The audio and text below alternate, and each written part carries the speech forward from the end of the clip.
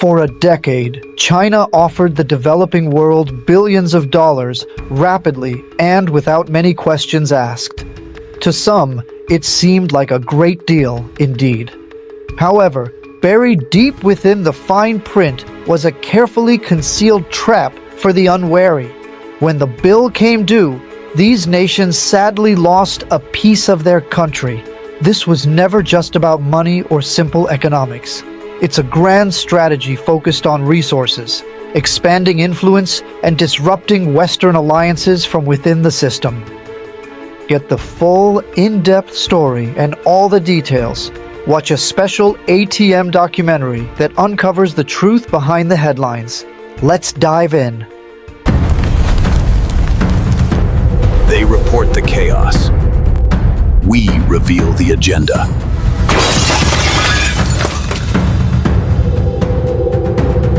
Good evening and welcome to ATM. Tonight, we delve into a critical global issue. Look at this, a brand new port, a gleaming highway, a state-of-the-art power plant. These are not just impressive feats of engineering, they represent significant development. For a developing nation, these infrastructure projects are more than just concrete and steel. They are a lifeline, offering pathways to economic growth and improved living standards. They are presented as a generous gift to the nation and its people. And for the past decade, one country has emerged as the world's most prolific and seemingly generous giver of such grand infrastructure projects: China. Its influence has spread across continents, reshaping global development. But what if these seemingly benevolent gifts are not gifts at all? What if they are in fact the bait in a sophisticated geopolitical trap designed to ensnare nations in a web of debt and dependency? This is the question we explore tonight. Part 1. The Golden Handshake. To truly understand the powerful seduction of these offers, you must first understand the profound desperation that drives many developing nations. Developing nations across Asia, Africa, and Latin America are engaged in a relentless race against time. They urgently need to build the foundational infrastructure necessary to lift their people out of entrenched poverty and foster sustainable economic growth. For decades, these nations primarily turned to Western financial institutions, such as the International Monetary Fund and the World Bank, for funding. While the money was available, it invariably came with a mountain of stringent conditions and often slow disbursement processes. These conditions frequently included demands for political reforms, the implementation of harsh austerity measures, and endless time-consuming environmental reviews. Such requirements made accessing crucial funds a slow, arduous, and often frustrating process for nations in urgent need. Then a new player arrived on the global stage: China. Beijing offered a dramatically different deal. Billions of dollars, dispersed rapidly, with remarkably few questions asked about a nation's democratic practices or human rights records. This approach was a stark contrast to Western lenders. For any leader desperate to demonstrate tangible progress and deliver immediate results to their constituents, this offer from China was virtually irresistible. It represented a swift solution to pressing development needs, a true golden handshake that promised immediate transformation. This unprecedented fire hose of cash and investment was meticulously organized under one grand history-making vision: the Belt and Road Initiative, or BRI. It was designed to be a monumental global undertaking. This ambitious initiative is widely recognized as Chinese President Xi Jinping's signature project, a monumental plan whose total investment is projected to exceed an astonishing $1.3 trillion by the year 2027, according to detailed analyses by Morgan Stanley. It's envisioned as a modern Silk Road, a vast and intricate web of interconnected ports, railways, and pipelines designed to seamlessly connect China to the rest of the world. The overarching promise articulated by Beijing was one of mutually beneficial win-win cooperation. Here in Pakistan, the China-Pakistan Economic Corridor, or CPEC, quickly emerged as the ultimate and most prominent symbol of this ambitious promise, showcasing the potential of the BRI. CPEC represented a massive $62 billion partnership specifically designed to modernize Pakistan's aging infrastructure and, crucially, to create a strategic gateway for China to access the vital Arabian Sea, enhancing trade routes and geopolitical influence. This extensive project included the construction of numerous new power plants and expansive highways, dramatically improving both connectivity across the nation and significantly boosting its energy supply, which was critical for economic development. It was hailed as a partnership of immense strategic and economic importance for both nations, embodying the ultimate win-win scenario that the Belt and Road Initiative so frequently promised to its participants. However, as is often the case with such grand endeavors, the devil is always hidden in the intricate details. The contracts governing these massive loans, which underpinned the entire initiative, were deliberately shrouded in an alarming degree of secrecy. A groundbreaking 2021 study conducted by Aid Data at William and Mary University, which meticulously analyzed 100 Chinese loan contracts, revealed a deeply disturbing and consistent pattern across these agreements. They found that these contracts consistently contained highly unusual and restrictive confidentiality clauses. These clauses effectively prevented the citizens of the borrowing nations from even knowing the fundamental terms and conditions of their own country's accumulating debt. Furthermore, the interest rates on these loans were often commercial in nature, not concessional, averaging around 4%. This figure was significantly higher than the rates typically offered by a traditional World Bank loan, placing a greater financial burden on the borrowing nations. But perhaps most dangerously, and often overlooked, the contracts contained insidious clauses that compelled the borrowing nation to waive its sovereign immunity. This had profound implications for national autonomy and legal protection. This waiver meant that China could legally seize assets from a defaulting country in a foreign court, bypassing domestic legal protections. This represented a significant and alarming erosion of national control and sovereignty for the indebted nation. And buried deep within the dense fine print of these agreements was the ultimate weapon, the collateral clause. This raises a critical question.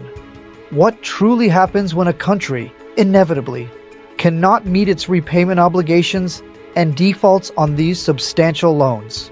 In the next part of our investigation, we will witness the trap spring into action, revealing the true and often devastating cost of what initially appeared to be a golden handshake, exposing the harsh realities of debt trap diplomacy. We've witnessed the allure of the golden handshake, the irresistible promise of rapid financial growth and development for nations across the globe. This often comes with the enticing prospect of fast money, seemingly without immediate strings attached, for countries in the developing world, eager for infrastructure and economic advancement. We've also observed the insidious nature of secret clauses embedded within these agreements, and the alarming waiver of sovereignty that often accompanies them. But a critical question arises. What truly transpires when these optimistic revenue projections, so confidently presented at the outset, collide with the harsh, undeniable realities of a volatile and unforgiving global economy? What happens when the economic forecasts fail to materialize as promised? What is the inevitable outcome when the financial obligations, the bill for these ambitious projects, finally comes due? This is no longer a hypothetical scenario or a theoretical discussion. This is the unfolding narrative of the debt trap, a mechanism now actively springing shut, ensnaring nations in its grip. This imposing structure before us is the Hambantota port, located in Sri Lanka. Its construction was financed by over $1 billion in Chinese loans, and it was envisioned to become a vibrant, bustling epicenter of global trade and maritime activity, a key node in international shipping routes. However, despite its grand design and strategic location, the anticipated ships never arrived in sufficient numbers. The port proved to be commercially unviable, consistently failing to generate enough revenue to even begin repaying the enormous debt it had accumulated. The trap, meticulously laid through these financial agreements, had now been effectively set, leaving Sri Lanka in a precarious position. In the year 2017, facing an insurmountable challenge in servicing its substantial debt, the Sri Lankan government was compelled to make an astonishing and deeply consequential concession. It formally transferred control of the Hambantota port, along with a vast expanse of 15,000 acres of surrounding land, to a Chinese state-owned company under the terms of a 99-year lease agreement. This move effectively ceded significant national assets for nearly a century. Through this singular, pivotal transaction, a sovereign nation irrevocably lost control over a critical and strategically important piece of its own territory. The case of Hambantota has since become the world's most infamous and widely cited cautionary tale, serving as a stark example of the perils and consequences of debt-trap diplomacy. A stark warning to other developing nations. Yet the situation in Hambantota is far from an isolated incident. It is not a unique anomaly. Instead, it stands as the most extreme and visible manifestation of a much broader global pattern of financial distress and vulnerability. This pattern is emerging in numerous developing nations, all facing similar challenges with their external debt obligations. In Uganda, for instance, significant fears and concerns rapidly escalated regarding the potential risk to its sole international airport, Entebbe. These anxieties arose due to the presence of strikingly similar sovereignty waiving clauses embedded within a $200 million Chinese loan agreement, specifically designated for the airport's expansion and modernization. The clauses raised alarms about potential loss of control. Similarly, in Zambia, a nation that is now officially defaulted on its financial obligations and is actively restructuring billions in Chinese debt, there were profound and grave concerns. These worries centered on the possibility that vital state assets, such as the national power company, ZESCO, could be seized by creditors as collateral, further jeopardizing the country's economic stability and control over its essential services. The sheer scale of this global phenomenon is truly staggering and deeply concerning. According to comprehensive research conducted by the reputable research group AidData, a minimum of 42 countries worldwide now find themselves in a position where they owe more than 10% of their entire annual economic output, their gross domestic product, to Chinese lenders. This highlights a significant and widespread financial dependency. This extensive network of financial obligations effectively creates a landscape of profound dependency, where dozens of nations across various continents are rendered acutely vulnerable to the economic and political leverage exerted by Beijing. This situation grants China considerable influence over the domestic and international policies of these indebted countries, shaping their future trajectories. However, perhaps the most unsettling and terrifying aspect of this entire narrative is the existence of debt that remains entirely invisible. The financial obligations you simply cannot see on official ledgers. A substantial and often overlooked portion of China's extensive lending to developing nations does not take the form of a formal, transparent loan directly to a government entity. Instead, a significant amount of this financing originates as a loan from a Chinese state-owned bank directly to a state-owned enterprise within the borrowing country itself. These enterprises could be critical national infrastructure providers, such as a national railway company or a vital power utility. Crucially, these specific loans are frequently not recorded on the public balance sheet of the borrowing nation, effectively constituting what is now widely referred to as hidden debt. This lack of transparency obscures the true extent of a nation's financial liabilities. Groundbreaking research conducted jointly by the World Bank and the Kiel Institute has brought to light a startling revelation. As much as 50% of China's total lending to developing countries is not formally reported to major international financial institutions like the International Monetary Fund or the World Bank. This significant lack of disclosure creates a massive blind spot in global financial oversight. This alarming lack of transparency means that many nations are, in reality, far more deeply indebted and consequently far more vulnerable to financial shocks and external pressures than anyone, including their own governments, truly comprehends.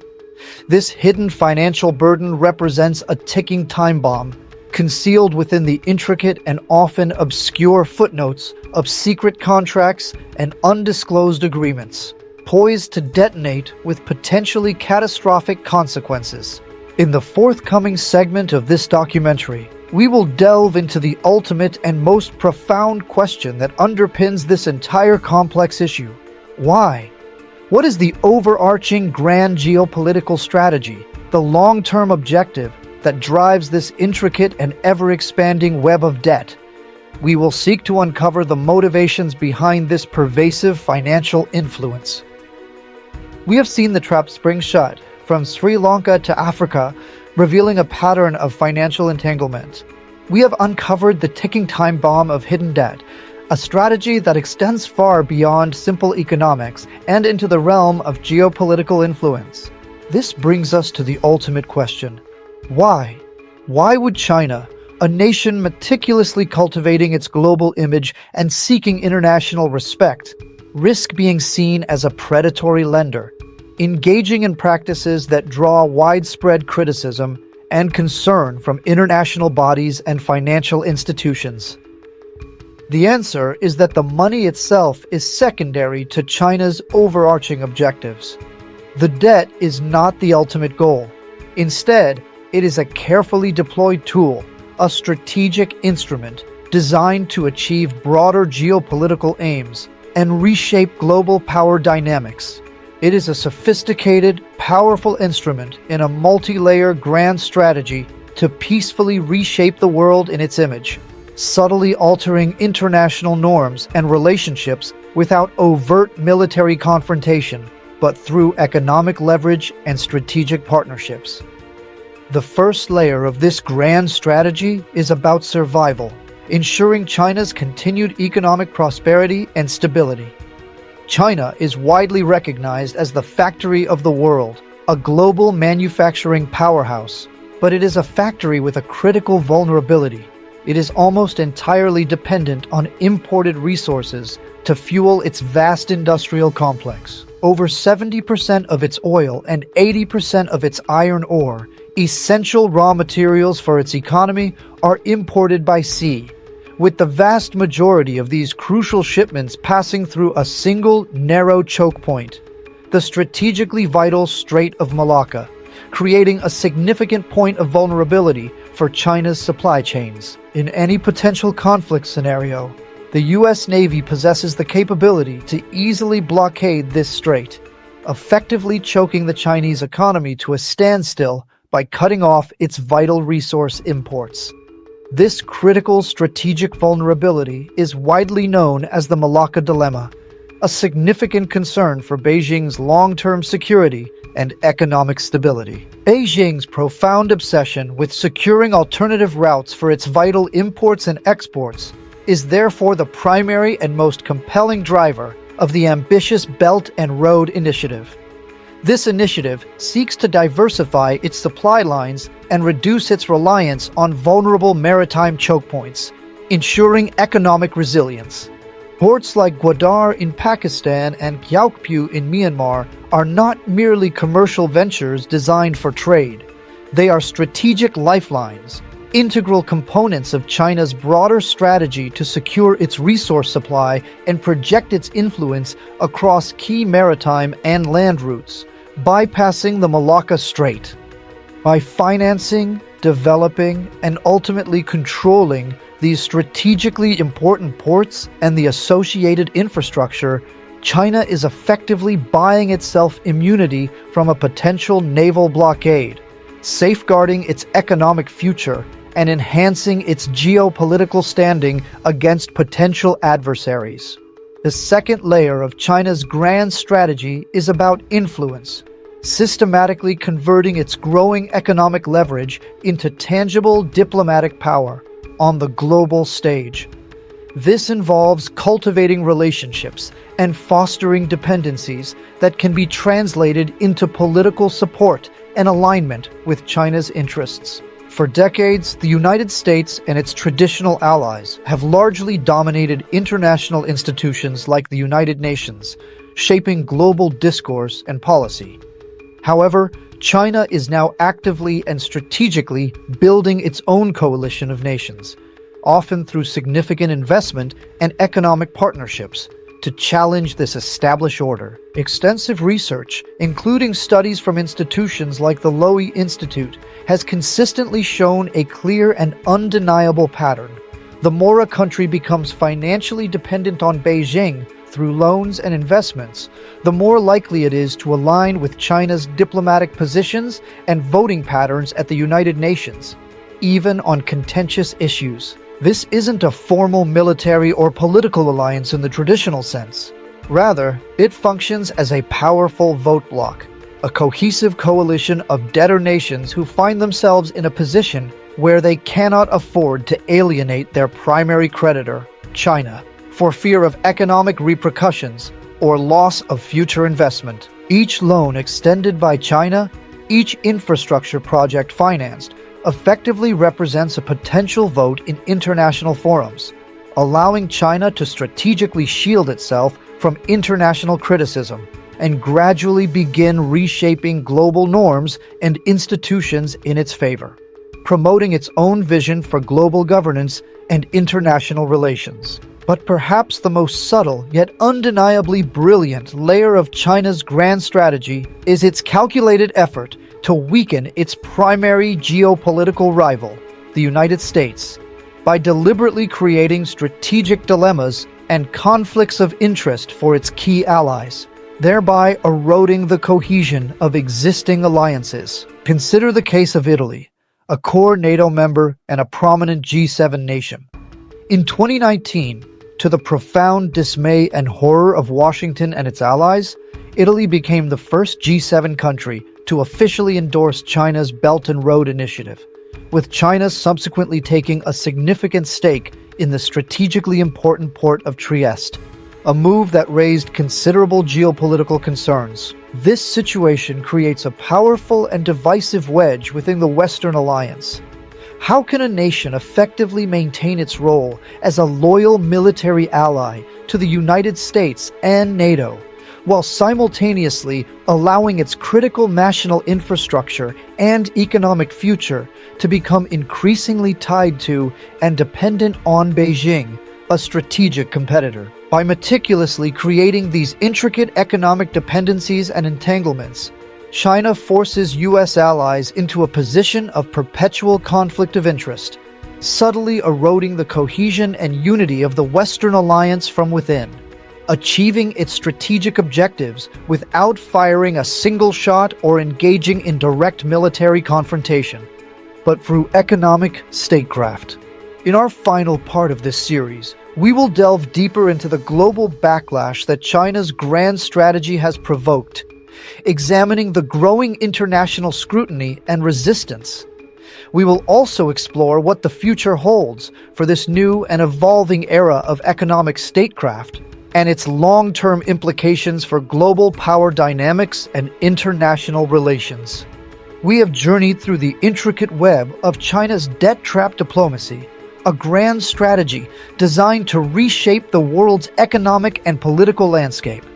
This initiative, often cloaked in promises of development, has far-reaching implications for global power dynamics, For a decade, this strategy seemed unstoppable, with China rapidly expanding its influence across continents.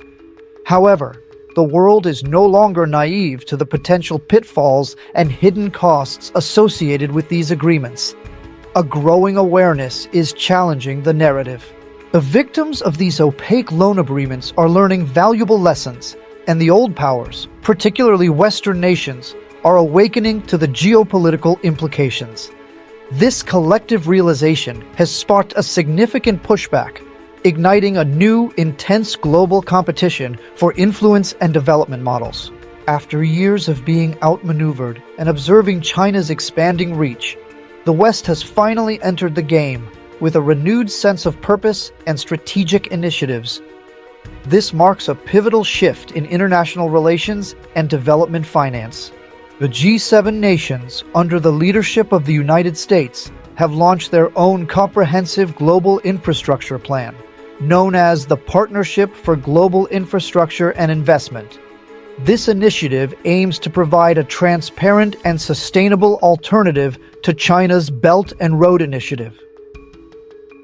Complementing this, the European Union has introduced its own ambitious Global Gateway Initiative. Together, these Western-led programs are promising to mobilize hundreds of billions of dollars in investments, targeting critical sectors like digital technology, climate, health, and transport infrastructure in developing nations. Their sales pitch is a direct and deliberate attack on the core tenets of China's development model, emphasizing a fundamental difference. We offer a better deal. This statement underscores their commitment to a different approach to global development. They promise transparent contracts, ensuring clarity and accountability in all agreements. Furthermore, they commit to strict adherence to international environmental and labor standards, safeguarding both the planet and human rights. Crucially, their projects are designed to be financially sustainable, avoiding the debt burdens often associated with other models. This represents a profound battle of ideologies, fought not with weapons, but with concrete and steel, and the very foundations of economic development. On one side is China's state-led, top-down model, characterized by centralized control and often opaque processes. On the other is the West's private sector-driven, standards-based approach, prioritizing market mechanisms, transparency, and adherence to international norms. Crucially, the developing nations themselves are no longer passive recipients of aid or investment. The cautionary tale of Hambantota, where Sri Lanka faced significant debt issues and had to lease its port to a Chinese firm, has served as a global wake-up call, highlighting the risks of unsustainable borrowing. We are now witnessing a widespread wave of borrower's remorse across many developing countries.